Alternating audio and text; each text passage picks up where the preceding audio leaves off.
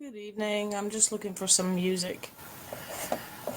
Something in the background rather than silence.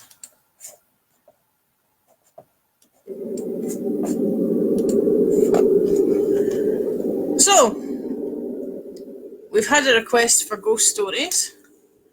So we'll do some ghost stories. That's just a generic special effects track in the background. So, the stories I'm going to use tonight are stories that have been given to me by various members of the public over the last 30 years, if not more. So, is there anywhere in particular you would think to start a ghost story? I'm presuming you want ones that have been experienced by members of the public, or do you want me to make one up for you? Or read one out, which is written about somewhere that's nearby. Hey, I'm not liking that horror sound effects. That's a bit naff.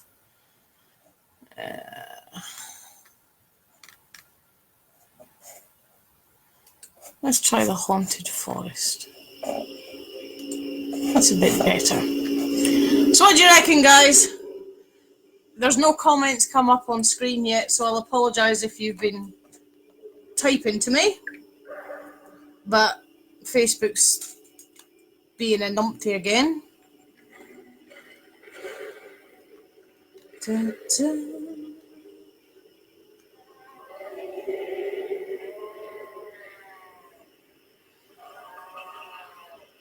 I'm going onto the page on my phone to see if I can see any comments, because there's nothing on the screen.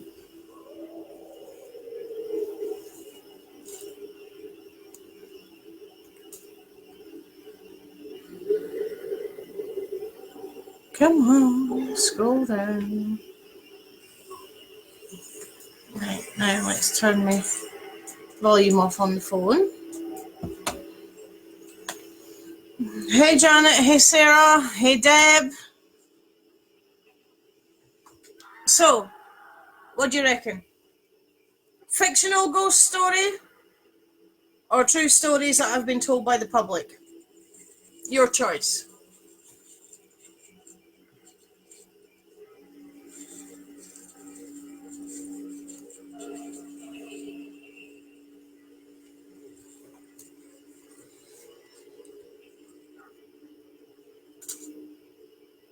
I'm watching the phone because the comments are coming up on the phone, but they're not coming up on there.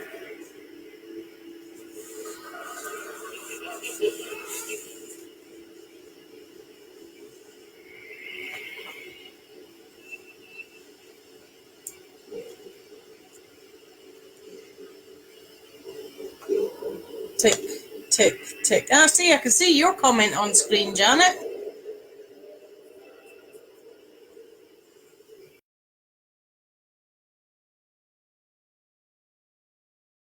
Oh, me. So, fiction or alleged fact? Your choice.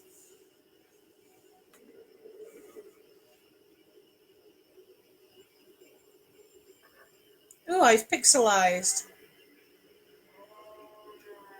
Hey, Sarah. Hello, Dune Ayrshire.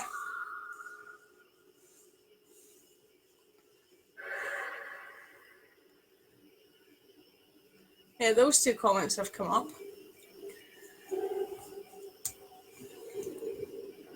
Weird.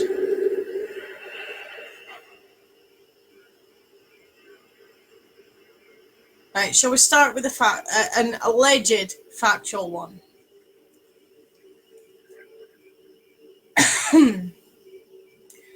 I had a phone call about 6 years ago now from a member of staff who works for a cleaning place in town. Cool. Thank you, Naomi. They work for a cleaning place in town, And they didn't like the building that they had to clean. They always felt weird. But they did it because when they tried to swap it, nobody else would take that shift. Now, in this building, there are grounds to this building with an exterior gate. Most buildings for that firm, when they're in doing the cleaning of a night, you're just locked into the building and any exterior grounds are left open. So, you know, this one in particular has an exterior gate too.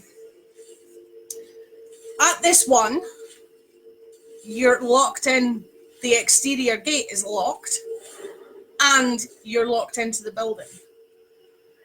So even if you manage to make it out of the building, you still can't really get out of the ground short of climbing a fence or whatever. So this person did 3 or 4 shifts there, hated it every time they were there, had their personal stereo on all the time, always had this feeling of being watched from the other room. Because, of course, to save the client's bills, you don't have all the lights on in the building when you're cleaning. You just have the lights on for the room that you're working in. So all the doorways you can see are dark. And this lady, she was starting to get a bit freaked out of this. So she started putting the other lights on too. And she was in there one night, she's working in one of the corridors, and there's paper rustling noises. And the odd tap and bang coming from the far end of the corridor. They put the personal stereo volume up, put the headphones on properly. I can't hear you, you can't hurt me. As a lot of people do in that situation.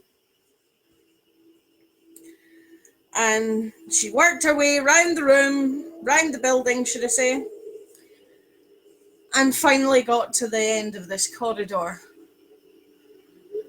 The room at the end of this corridor was being used as an office for 3 or 4 people. So you've got the different stations around the room with the different desks and stuff. They go in, and it's kind of difficult to be working in a room. Sorry, the reflection of my glasses is annoying me. It's kind of difficult to work in a room that's got multiple workstations in it and not have your back to any portion of the room. But this is what this person was trying to do, because they just felt it wasn't safe to turn their back on anything in the room. And they're working away. They got to the second workstation in the room, working away, cleaning things down, wiping the phones, which a lot of people don't realise cleaners actually clean the phones too in your office. And as they're doing this, they heard a noise, looked round. What they had intended to be their last workstation in the room, the computer chair had gone off, away from the desk.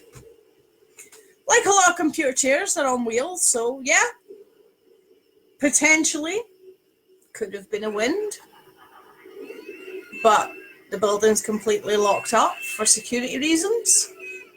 There's no windows open. There's no breeze.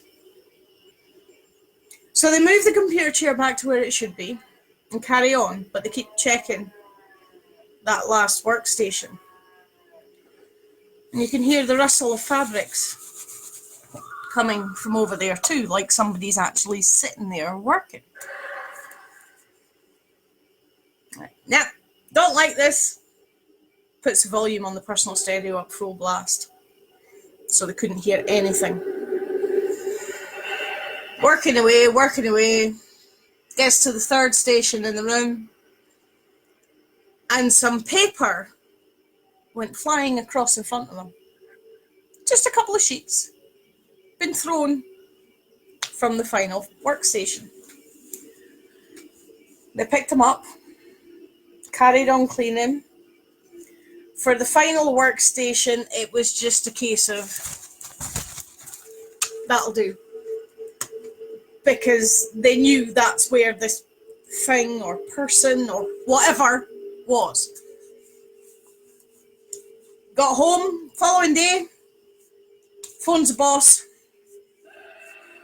I can't do that place anymore. I need you to change my shift. I need you to swap it. Well, nobody else wants to do it either, so you're kind of stuck with it.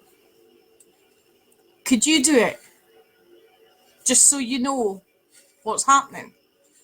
I know what's happening. Why do you think everybody else won't do it?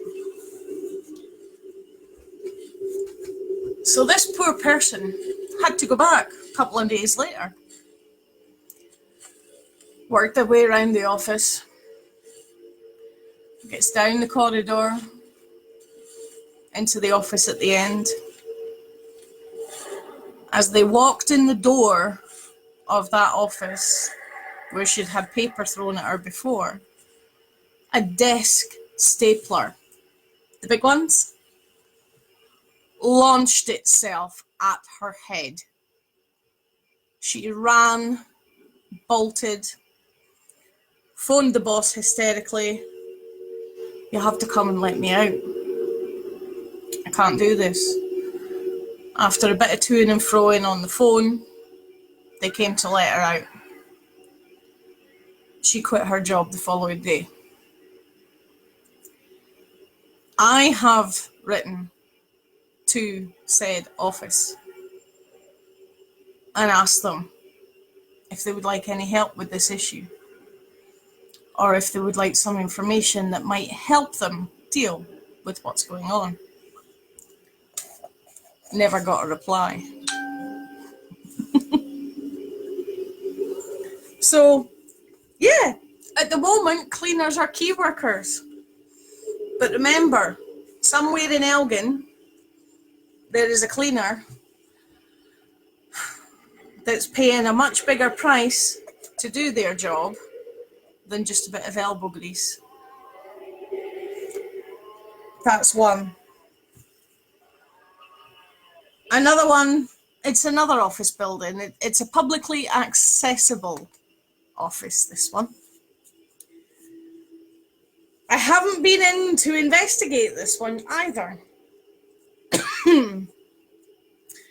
I was doing one of my tours and I was stopped down the high street in my top hat and grease paint. You do investigations too, don't you? Yep. You need to go and have a look at such and such a building. Oh? Yeah. I'm a cleaner there. Again, the cleaners that are there out with office hours when the building is quiet and there's no humans present to account for any noises or movement. I'm like, all right, and what's up? Well, there's this one room that you go up, and before you go into the room, you can hear somebody arguing. You can hear two different voices. You can't hear what they're saying, but you can hear them arguing. Okay. And when you go in, there's nothing. All right. Anything else? Yeah. There's a floor above it too. Okay. What happens there? Well, the Hoover's got an extra long cable because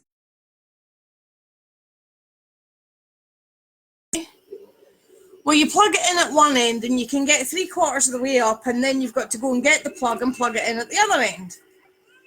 Yeah, okay. Before you get halfway through, the Hoover goes off. Okay, switched off. Stretched the cables, pulled it slightly out of the wall, loose wiring in the machine itself. No, it's all been tested.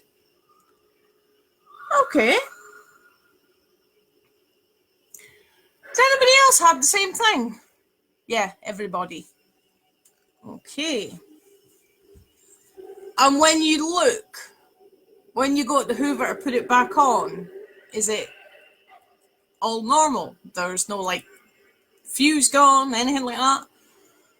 No, but the only thing is the plug's actually been pulled out of the wall and the switch on the wall socket has been switched off. Interesting. So somebody doesn't like the noise of the Hoover and they keep switching it off and unplugging it. But if you go from the other end, if you start at the other end and work your way back, it's fine. And I says, well, why don't you just do that? Oh, we do normally. We just test it every now and again to see if it's still doing the same. Hey,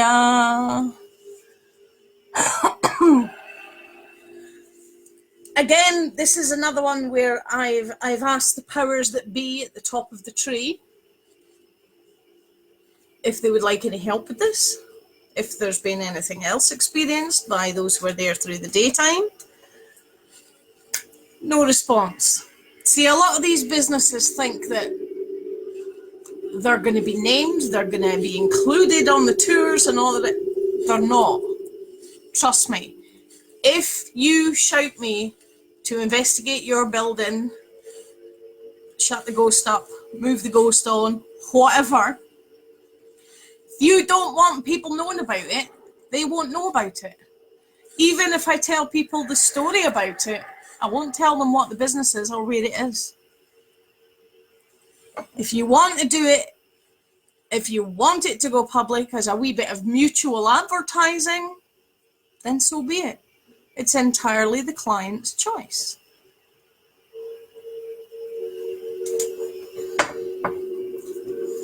Now, I'll tell you one of the ones that happened to me.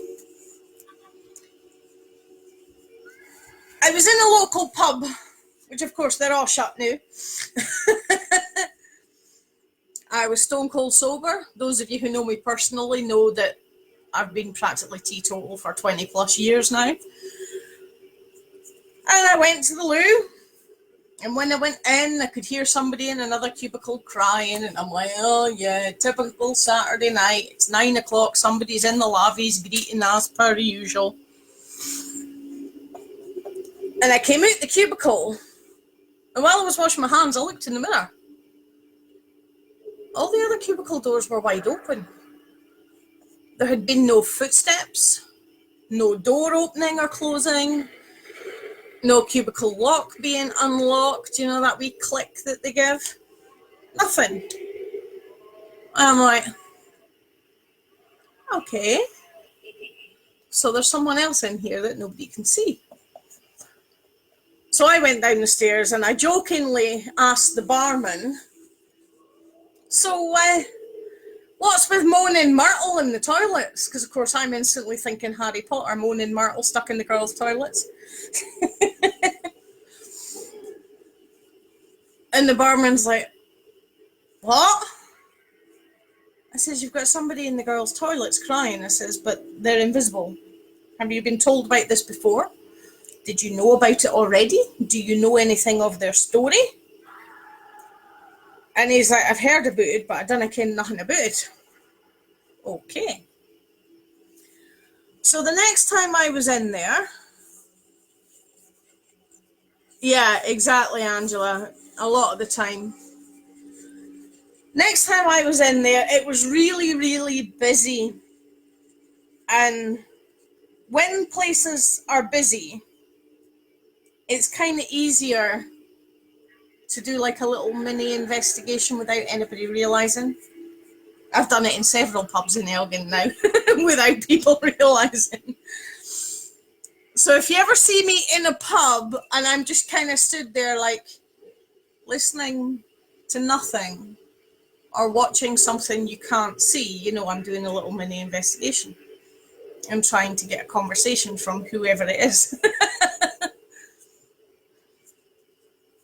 Next time I was in, I did a wee mini investigation, and it was one of them nights where there's a bunch of lassies in the toilets. Oh, my boyfriend did this, and my parents said that, and then.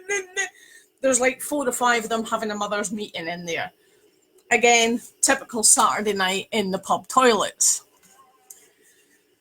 So I kind of pretended to be joining in on the conversation, so I'm nodding and shaking my head along with the rest of them. But all the time I was doing that, I was actually fishing for the crying one, because I could still hear her, even though they were in there yapping and they weren't exactly being quiet. And I got her to step forward. She's in servant's clothing from about 1700s. Now, the building that this pub is in is not old enough to be 1700s. So she's from a building that used to be there, but is no longer there. Because her clothings predate the pub by about 100 years on the exterior.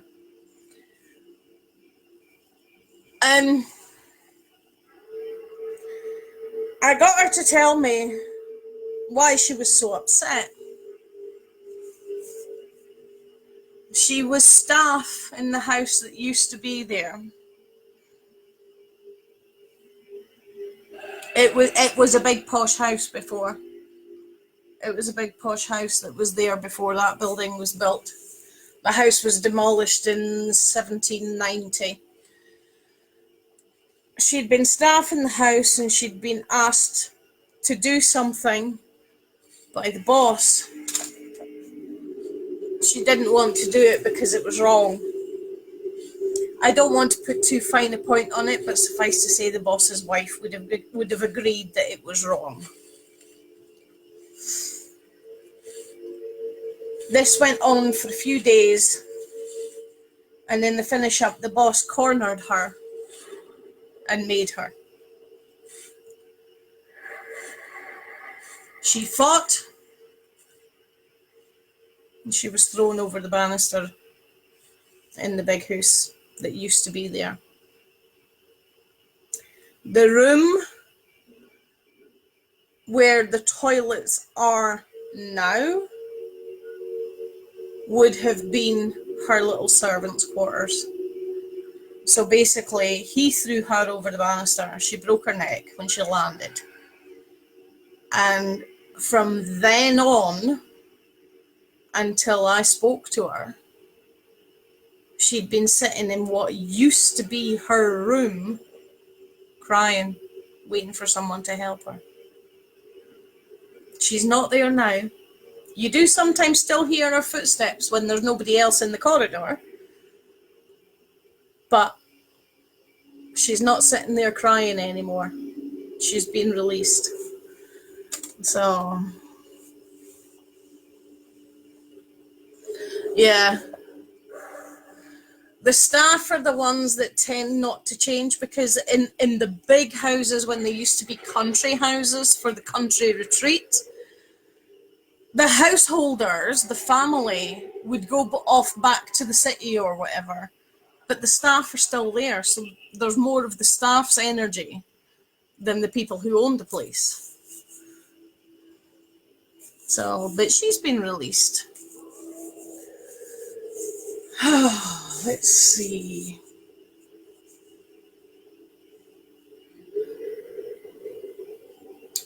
I had a gent come up to me one time. This is about, this is about 20 years ago, this one. This gent came up to me and he says, "Oh, here, I've been telling you collect ghost stories." Aye, I do.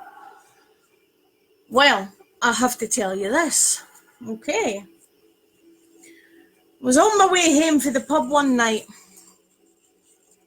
and I stopped for a pee. Peeing in the street when they're drunk. Yeah, I hate it too, but it still happens today. So, he stopped into this close for a pee. And just as he was about to start, he said something, grabbed his shoulders and threw him backwards on the floor. I'm thinking, aye, drunken stop.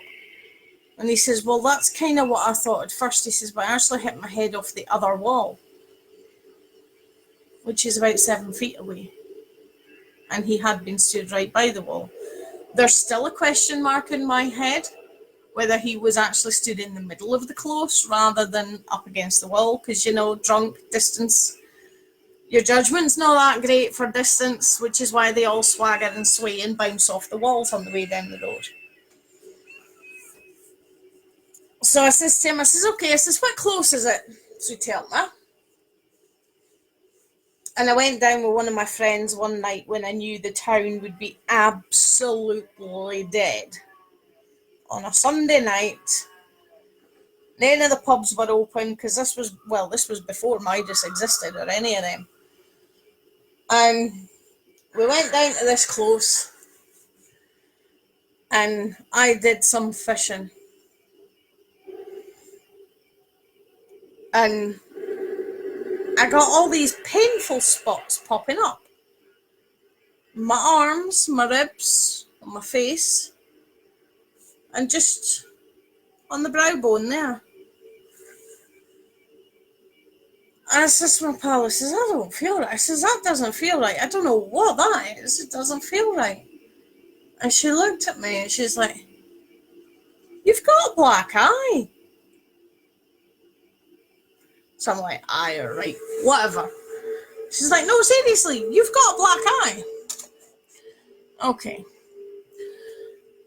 So I finally got a contact with this young man. And that was actually quite a well-timed screen lap, wasn't it?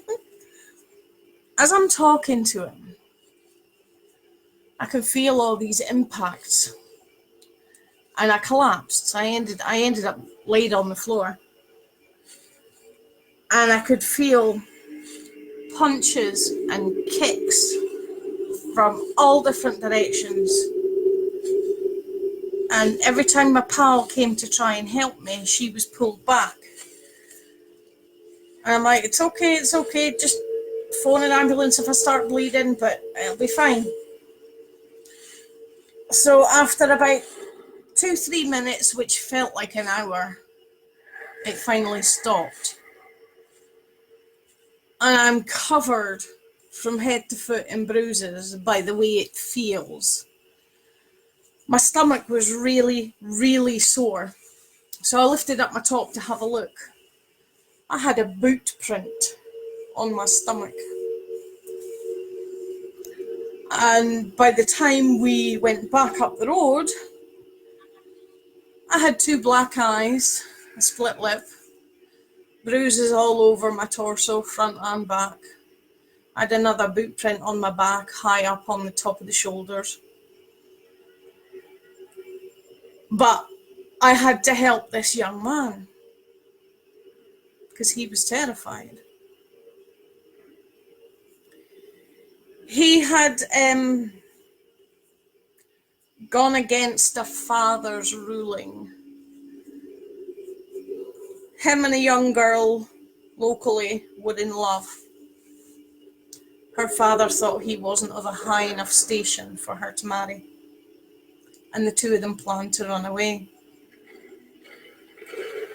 The father found out about the plan, asked the young lad to run a message for him, which would involve him going into that close.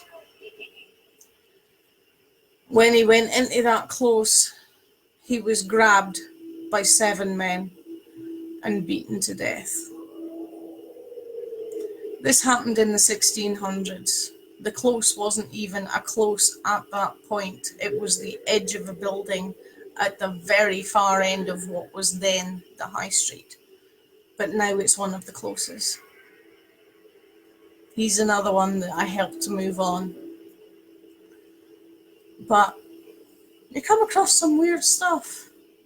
And I know half of you are sitting there going, what the hell? But yes, for those of you who don't know me personally and haven't been on my tours, I'm a freaky person that can see and hear them. I always have been. I've been scaring people since I could talk.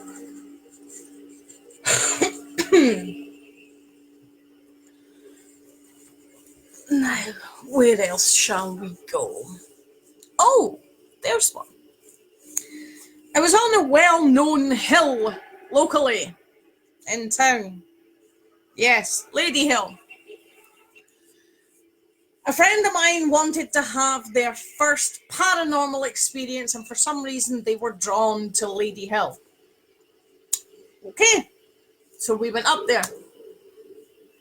There was me, my pal, and I think there was one other person, I'm not entirely sure. So we're stood on top of the hill, and I'm pointing out what you can see. I mean, it's dark, so all you can see is street lights.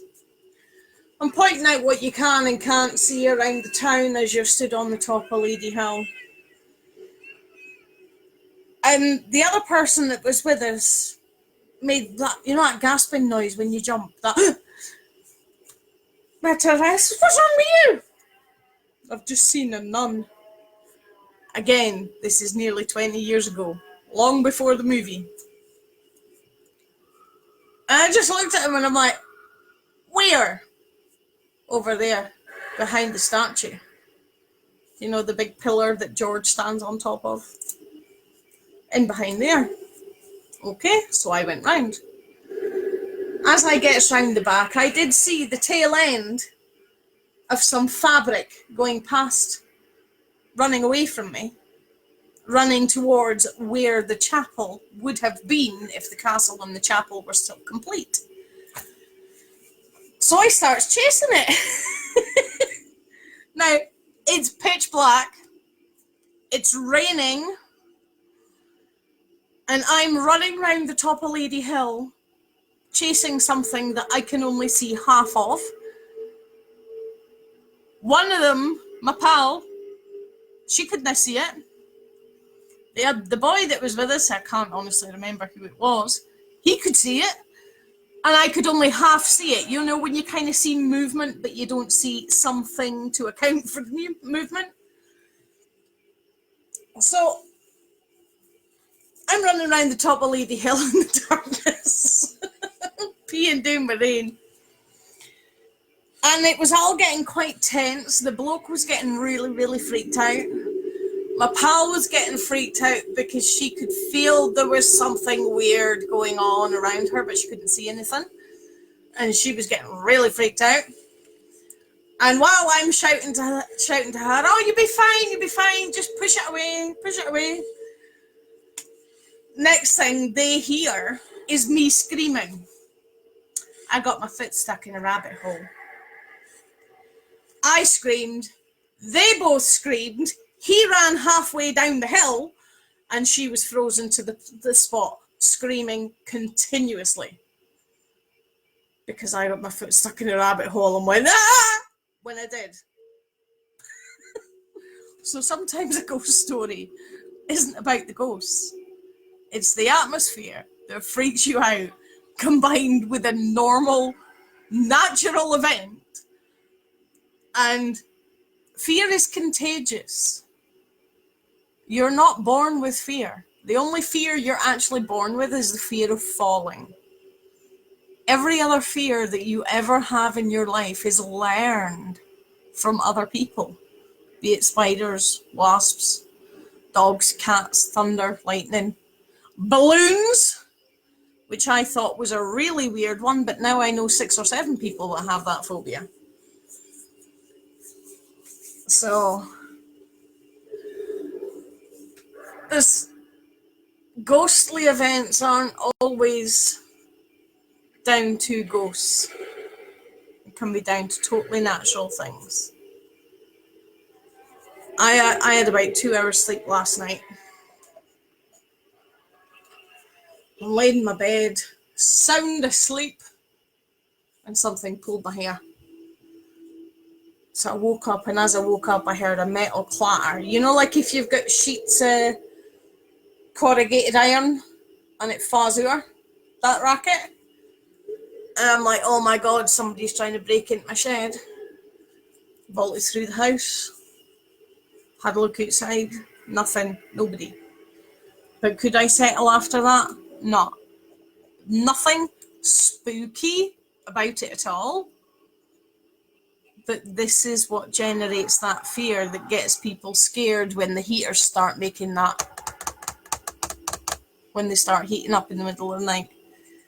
And people are like, oh my God, there's something tapping on the wall. A lot of ghosty things have logical explanations. They're no less frightening in the moment, but when you find out that there is a logical explanation to it, you feel a million times better. Right, now I'm going to tell you a story from another pub. So, this was about 15 years ago, something like that, round about Christmas time.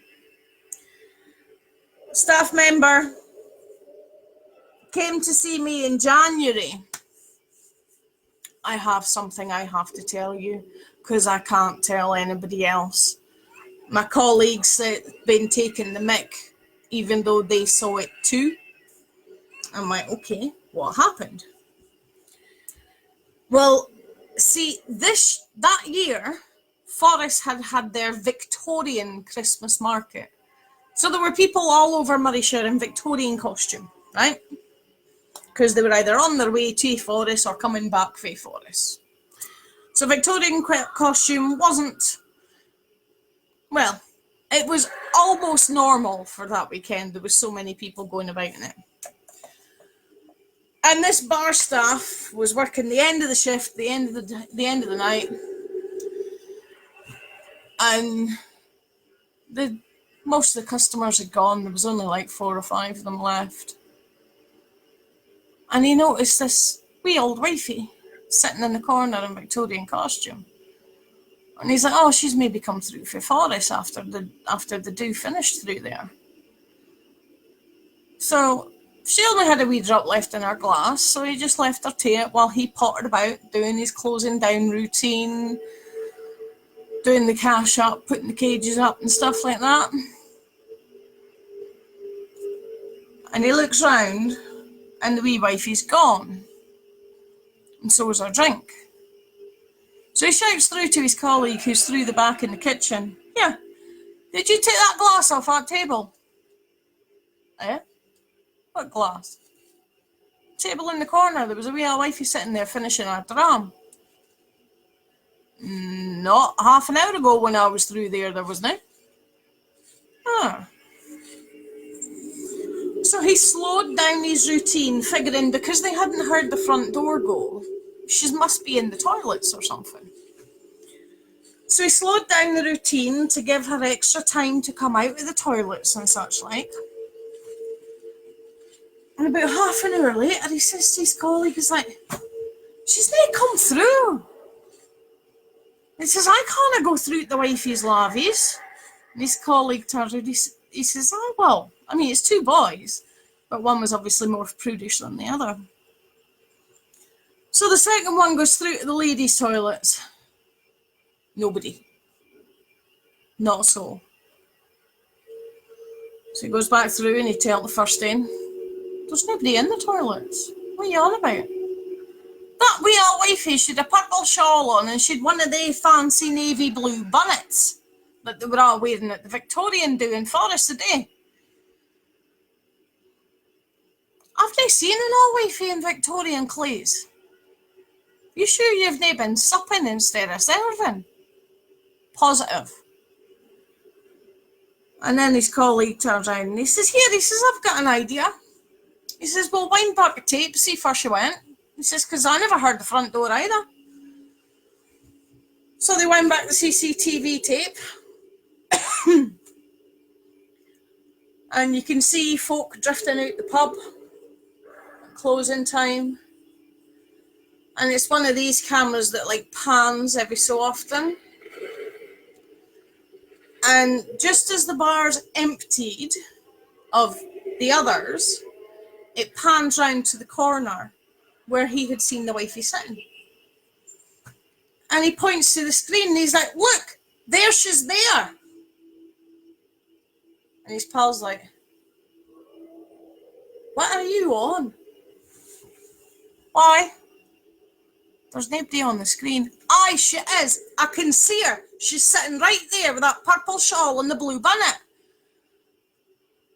There's nobody on the screen, mate. Nobody. So he kind of wound his pal up a bit. And his pal was insisting. He's like, I seen her. I saw her walk across the room earlier, and I saw her sitting in that corner. 3 times I looked round and she was sitting in that corner, and I can see her on the screen now. But you can't see her. Who's been smoking what? So they ended up having a fallout. They went round the building, made sure everything was secure, locked the door, went home. The following day, the first guy's back on shift. Says to the boss, he's like, was everything okay when you opened up this morning? Yeah, why? Well, I thought we'd locked somebody in the building last night. What makes you say that? So he tells him. And the boss is like, there was nobody here. And he says, well, that's what Jimmy said. He says, but I could see her on the CCTV tape as well, and he couldn't. So the boss is like, come on through. Because it's not even opening time yet. We've got half an hour. Come on through. We'll check the tapes together. Check the tape. Same thing. The boss can't see the lady sitting in the corner. The boss can see there's an ever so slight purple kind of smudge over the back of the chair, but there's not actually a person sitting in it. Nobody knows who the old lady is. She was quite happy. She was people watching through the evening. He turned around and said a few times he looked round and she had a smile on her face and she was watching all the drunk people's behaviour and chuckling away to herself. He never saw her come to the bar. He saw her leave her seat and go through to where the bathrooms were on a couple of occasions. She was in there the entire night. But she's not on the CCTV tape. You can make your own mind up about that one. I've seen a few things in that pub too, but I haven't seen her. But we'll see when everything reopens again.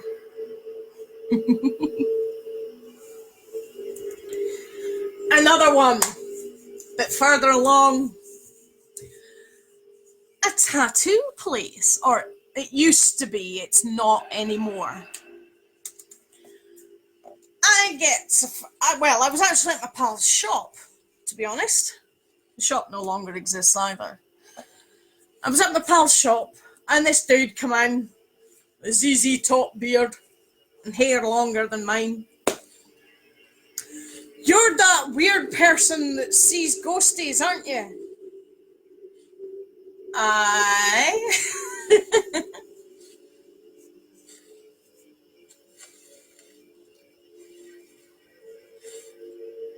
Well, I'll read that one in a bit, Louise.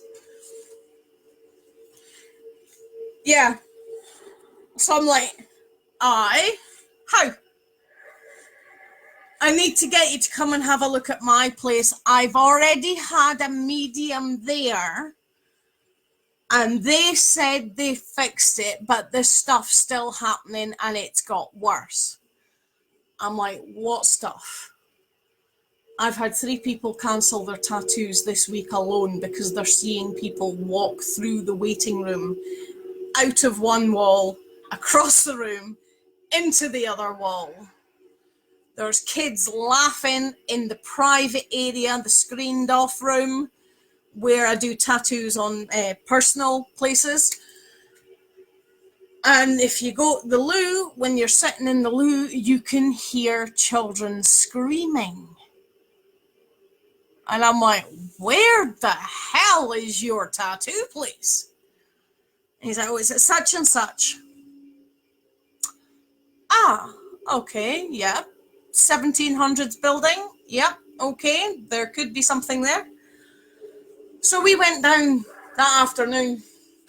In fact, if anybody's ever actually taken over the building, they will see, it's one of these that when you get into the bit where their shop was, there's the old 70s serving hatch. And up on the right hand side, you'll see a witch's hat with WW and the year. That's me signing, because it's one of them bits where he got everybody to sign when they come in. So I signed it too. So I went in and I'm like, oh, yeah. Late 1700s, early 1800s interior, massive plaster ceiling rose, the coving round the room. Beautiful, beautiful building. See, I love all that old stuff. Gee, you wouldn't have guessed that, would you?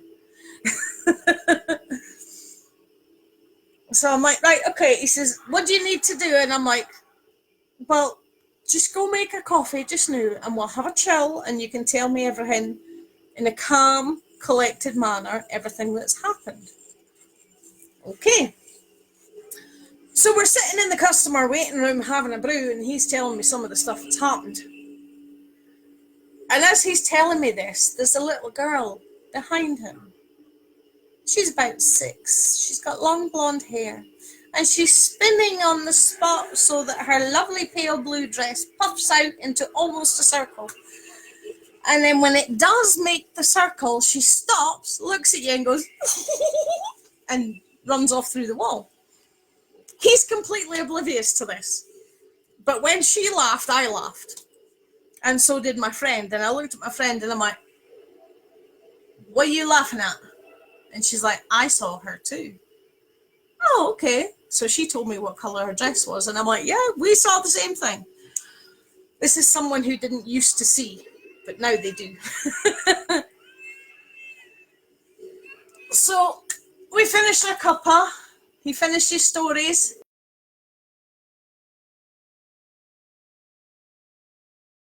Building. I says, I'm not asking you to try and get into other people's businesses because it's one of these buildings that's got shared by different businesses. And we did the bit where Joe Public would have seen for the tattoo place, the waiting rooms, the treatment rooms, the reception area, all the rest. Went round there and I'm like, okay, what's upstairs? Is that another business or what? And he's like, no, he says, we've got that too, but we don't use it. I'm like, okay. Why don't you use it? And he says, we used to use it for band practice. He says, but every time we did, all the doors slammed. Now, as you might have realised by the ZZ Top beard and the hair longer than mine, it wasn't folk music they were playing. It was heavy metal. I says, okay. I says, so why aren't you using it for storage? Because you've got an awful lot of stuff in the reception area. He's like, every time we put something up here, he says it gets thrown across the room. What do you mean thrown across the room? He says, well, I'll line it up neatly on the windowsill or on the desk there. I says, yeah. He says, I'm the only one with the key to that room, and the next time I go up, it'll be moved. What do you mean moved? He says, if it's a tray full of stuff, there'll be 4 or 5 items in 4 or 5 different places around the room. Okay. And I'll come back to that, Scott. I'm having to take the comments off the phone because they're not scrolling up and they're not coming on the screen. It's about half of them appearing on the screen. I'll come back to that later. So I goes in, and yeah, there's like a 5-degree temperature difference from outside the room to inside the room. It's like walking into a fridge. I'm like, okay, well, there's a classic sign for you there. I says, have you seen or heard anything? He says, no. He says, we're not up here long enough now. Not since the door started slamming. Okay. At that point, I was aware of some kids that were hiding. I could hear them, but they were hiding. I'm looking around the room and I'm like, where's the cupboard? And he looked at me, he's like, what? I says, where's the cupboard? And he's like, oh my God. I says, what? He says, there is a cupboard. He says, but you can't see it. I says, why not? He says, because that desk's in the way. So we moved the desk out of the way, and yeah, right enough, there's a cupboard, but it's one of these where it's like, it's only about this high as the door. It's just an access crawl space. As soon as we opened that, there was a real strong wind blew through the entire room. But it wasn't an exterior door. And all inside was nothing but darkness. So we went back downstairs, collected torches, because he was a bit of a ghosty freak too. Collected torches out of the reception area, and me with my trusty, as I do on my tours, my trusty Poundland lighters, went back up, and I sat in the cupboard. The kids were all hiding in the cupboard, and I sat in the cupboard to try and get them to speak to me. Long story short, because I was sat in the cupboard for an hour and a half, there's about 15 children were stuck in there, and they were terrified. It wasn't a cupboard in their day. It was a crawl space through into the room next door, which would be nowadays the building next door, but was part of the same house originally. They're all hiding in corners, hiding behind each other, hiding behind the furniture. And as I'm trying to persuade them to talk to me, there's this dude comes strolling through the middle of them. Big black robe and everything. Fancies himself as God or something, or God's gift to women or whatever, because it was one of these kimono type robes. Judging by what was left of his hair, he's about 1920s, possibly a little earlier. As I'm looking at him, now as far as my pals are aware, I'm sitting in a cupboard with my legs crossed, my eyes closed, I'm not moving, I'm not talking. As I see this dude come strolling through the kids, and the kids are all running away from him, they heard the most horrific horror movie laugh that any of them had ever heard. And because they all screamed and jumped, that brought me back out of it, and we went back downstairs for another cuppa. Anyway, over the course of 3, 4, 5 visits to this place, and a hell of a lot of time in the archives researching what it was before, it wasn't 1920s, he's late 1800s. But what he is wearing is like a big black kimono. He fancied himself as a little bit of an Aleister Crowley, to put it in more modern terms. The children had been street children in Elgin, and he had persuaded them into his building with promises of food, fresh clothes, warmth, and nearly all of them ended up dead. He had followers who were known to wear a navy blue short waist cloak. So during the late 1800s, if you see somebody with a short navy blue cloak on, you didn't annoy them. We had our very own cult in the late 1800s in Elgin. From what I can gather, the cult was responsible for the deaths and some other nasty stuff of 13 or 14 children. The children have been released from the building. That was my 7th or 8th visit. I released the children. And he is being confined to that little cupboard, which we sealed up. And the guy who ran the tattoo place actually plasterboarded over it so that it could never be opened again. So if you are living or working in a building on the high street where you find a hollow bit of wall, don't open it. It was sealed for a reason. He's the only spirit that I've been asked to move on, that I've not been able to move on. And he really thinks he's Aleister Crowley. He doesn't know who Aleister Crowley is, but that's just a modern reference for you guys so you can understand the kind of character he is. If he could be a horror movie character, he's Pinhead from Hellraiser. Right, Scott asked, where's the most active place or building I've been to in Elgin or in Moray? Most active place I've been to in Moray is currently a B&B, and it was the last time I went past it. I had a family member who used to work there, and it was one of these buildings where it's a huge, huge building. It's big enough to be a hotel, never mind a flaming B&B.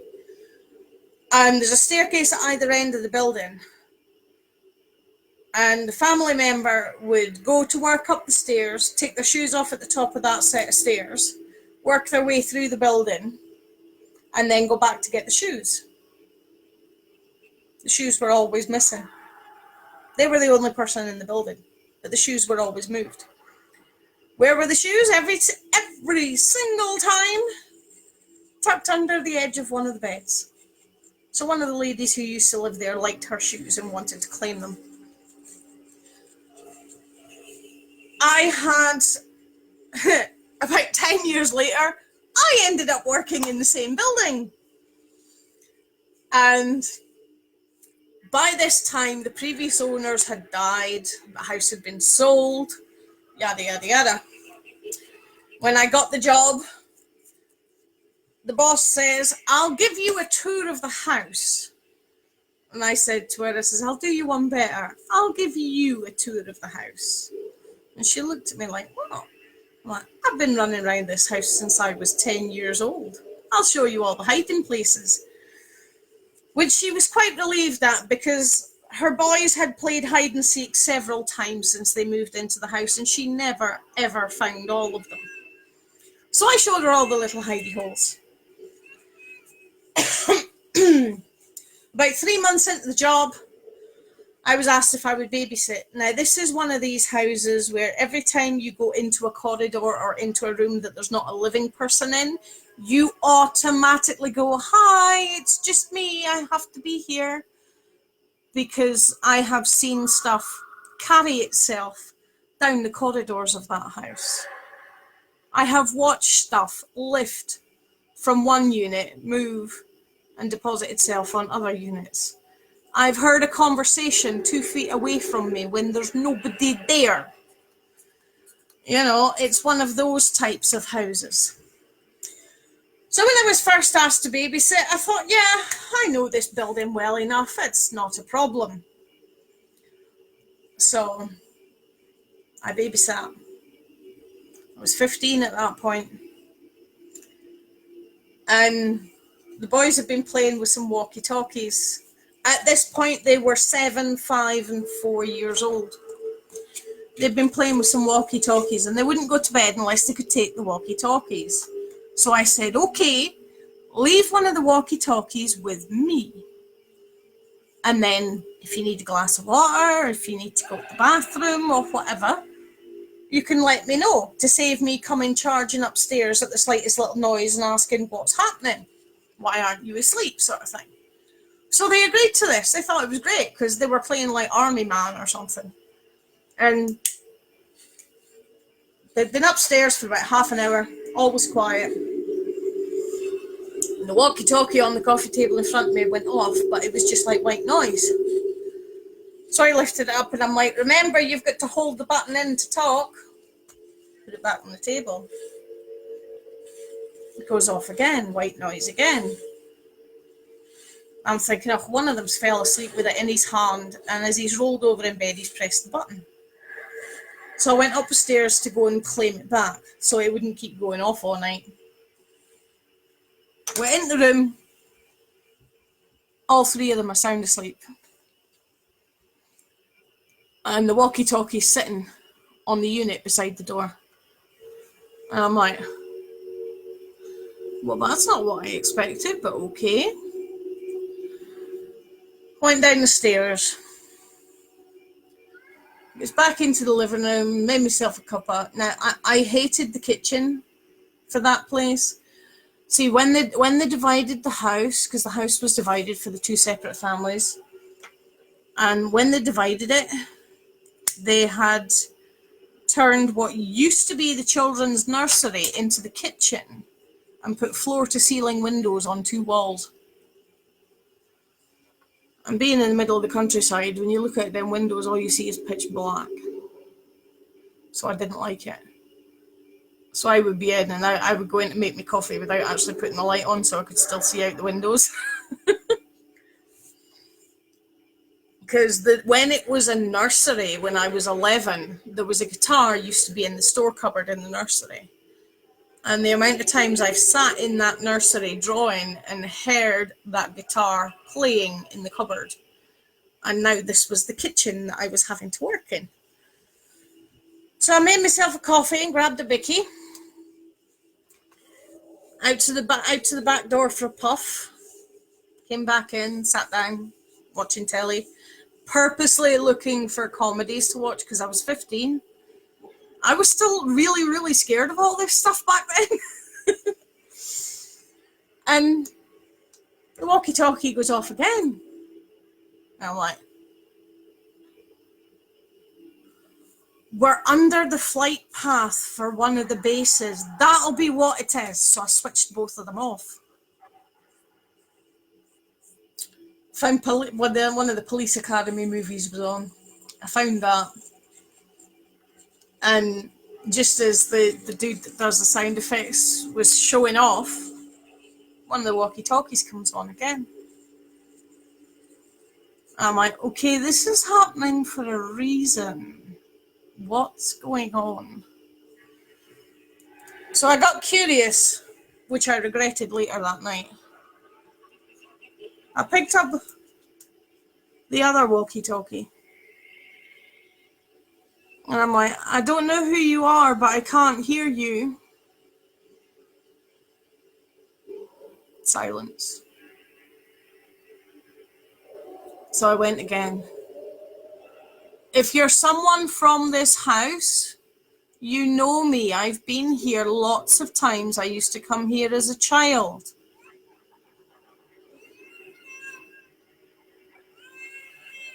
Nothing. So I'm like, okay, write it off as imagination. And then you get, yeah? What the hell was that? I looked down, the light's on the walkie-talkie. Ja? Ich verstande. I'm like, I don't know who you are, but I don't speak German. I only speak English. Yeah. So they were speaking German, whoever they were. And I thought, oh, I know who it might be because I know the history of the building. By this time, I'm shaking from head to foot because, as I say, I was only 15 when this happened, and this was my first actual proper paranormal investigation anywhere other than my own house. And I wasn't even supposed to be doing an investigation. So I switched the walkie-talkies off again because I didn't like it. I really didn't like it. And every time you look out the windows, all you can see is blackness. There was no moon. If there was, it was clouded over. The only lights you could see are the end of the bloody runway for one of the bases.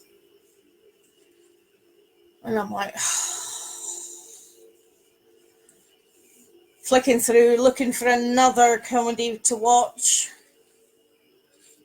Like, radio goes off again. A full sentence in German. I have no idea what they said because at that point I didn't understand German and I don't remember what it sounded like to be able to guess what it means now. So I picked up the walkie-talkie and I'm like, if this is Oscar, I'm really sorry, but I don't understand German.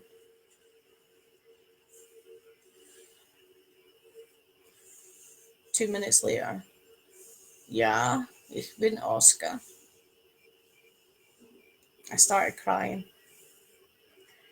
When I first went to that house when I was 7 years old,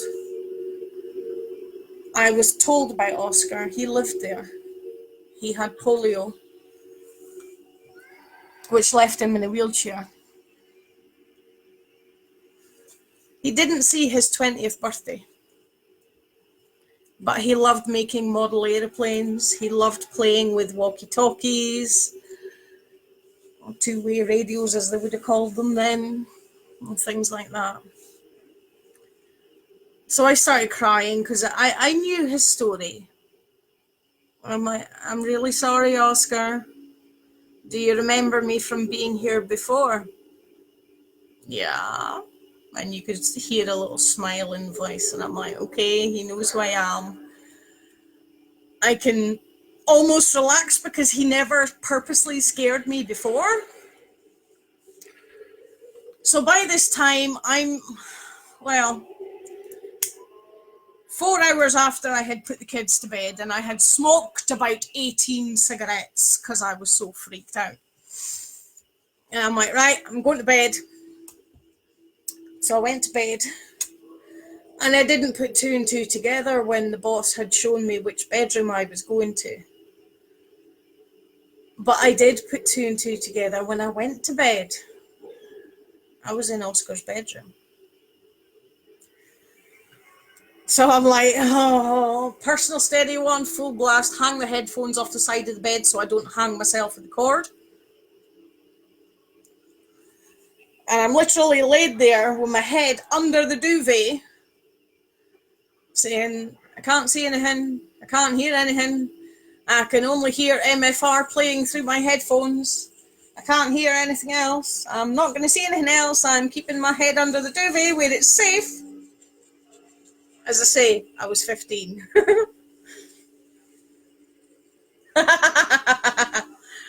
I don't know if I'm allowed to say now because it's different owners. Again, it's changed hands quite a few times in the last 20, 30 years. I woke up with a jump. The cord for my headphones was around my neck. And I automatically think, oh, I fell asleep with the headphones on, okay. Took them off my head, put them back on the bedpost, and then went, hang on a minute, that's where I left them. Why are they around my neck? Freaky. So I turned the volume up again. Nodded off again. Woke up with a jump. Personal stereo was off. Oh, you'll have to PM me and I'll tell you if you're right.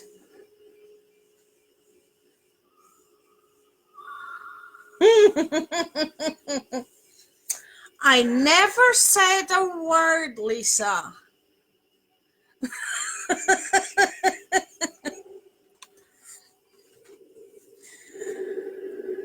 So I woke up with a jump, and this time the personal stereo had switched itself off. And I'm like, oh, maybe the batteries are dead. Okay. So then I'm laid there in the pitch black going, how am I going to sleep without any sound to distract me? Oh, yeah.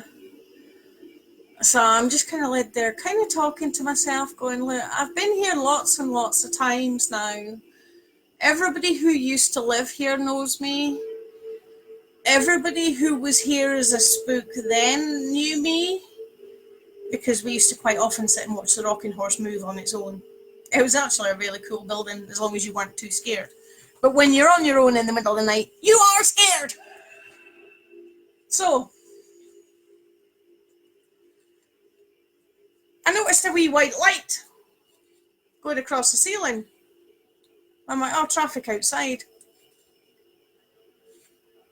And it got halfway across the ceiling and it just stopped. I'm like, oh, maybe that's them coming home. So I got up and looked out the window.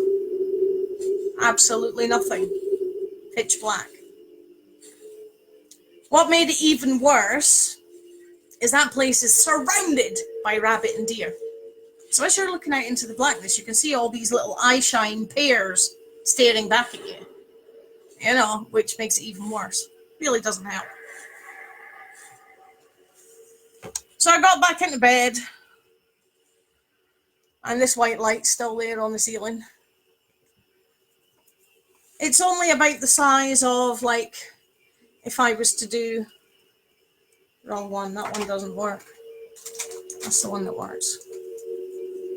If I was to do that, it was less than half the size of that. And it just sat there on the ceiling. And I watched it split into two. Each one went a slightly different direction. They were kind of generally together, but one would go that way and the other one would stay straight. And I'm like, I really don't know what this is, and I really, really do want to get some sleep. Because I smoked all my cigarettes and I couldn't drink any more of the coffee. I'd gone through half a jar. So I laid there, reciting. It's me. It's Linda. You know me. Please don't hurt me. Please don't scare me. You know who I am. Your mum knows who I am.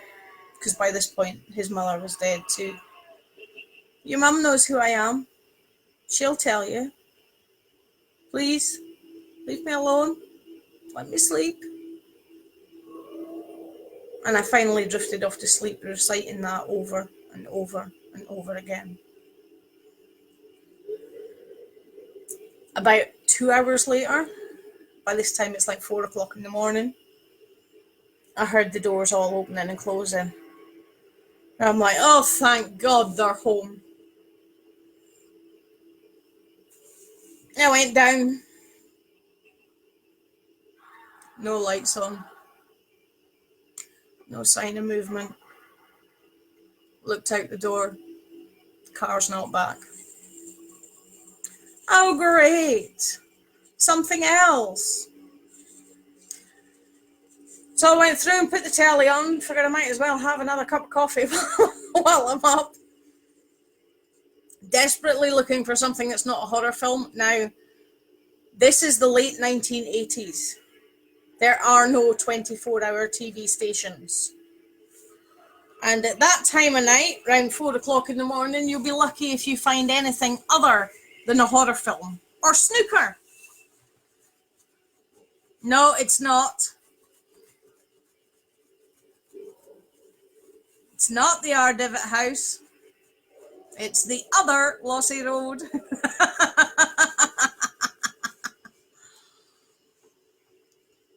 And all I could find that wasn't a horror movie was snooker. So you can still hear everything that's going on. You can still hear all the movement. I can hear footsteps running across the corridor upstairs. I can hear connecting doors on the floor that I'm on, opening and closing. The bloody toilet flushed. About 5 o'clock, the mum and dad came home. They're like, oh my God, you didn't have to wait up. And I'm like, no, seriously, I didn't really have much choice in the matter, but now you're home, I'm going to bed. And I went to bed a bit more settled, knowing that there were at least grown-ups in the house, and I wasn't the designated grown-up. It's a soundtrack I've got playing in the background. It's the Haunted Forest soundtrack on YouTube. Adds a little bit of atmosphere, as well as the sun going down and it getting gradually darker. So I was woken the following morning by the smell of bacon and coffee, and I'm like, oh, great. I went down the stairs, and the mother says to me, you look like death. What happened last night? So I told her. At first, I says, I kind of don't want to tell you because I don't want you to be scared of the house because it's a gorgeous house. And I'd spent years running around it as a kid. And If it came on the market today and I had won the lottery, I would buy it in a heartbeat. I'm convinced I'm destined to eventually own that house. Now I can have a proper conversation with them, if they're still there. I says to her, I says, I kind of don't want to tell you, because it's a bit scary, and I don't want you to be scared of the house. And she's like, well, we know it's haunted. I says, yeah. I says, I knew it was haunted when I first came here when I was 7. I says, but what I experienced last night is nothing compared, everything else I'd experienced in that house before had been positive, playful, and fun. That, I still think they were trying to be playful, but it scared the hell out of me. I eventually told her over the following few days, everything piece by piece. And she says to me, she says, we've never had anything. She says, the only thing we've ever had is this one particular room. No matter how you leave the bedding, when you walk past it again, the bed is made with one corner flipped back, tucked in, like the old hotel beds. And I started laughing.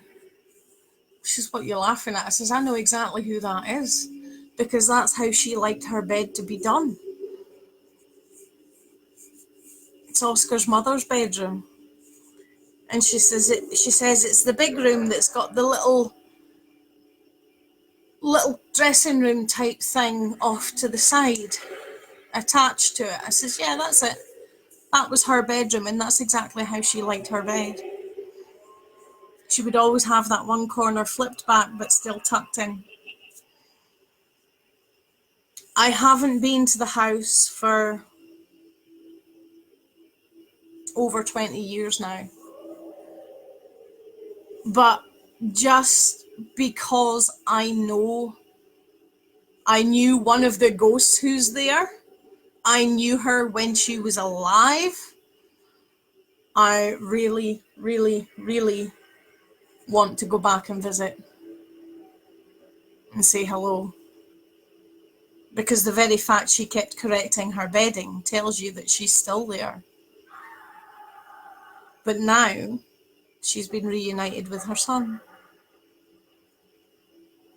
There are a lot of other ghosts in that house, but that's just 2 that I know for definite who they actually are. But it's nae Ardivit house. You could probably fit Ardivit house inside it.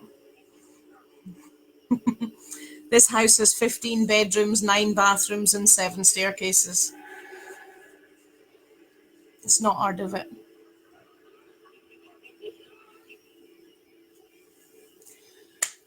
And we're over our hour, so I will leave you to it for the evening. Have a pleasant evening, whatever you're doing. Don't have nightmares.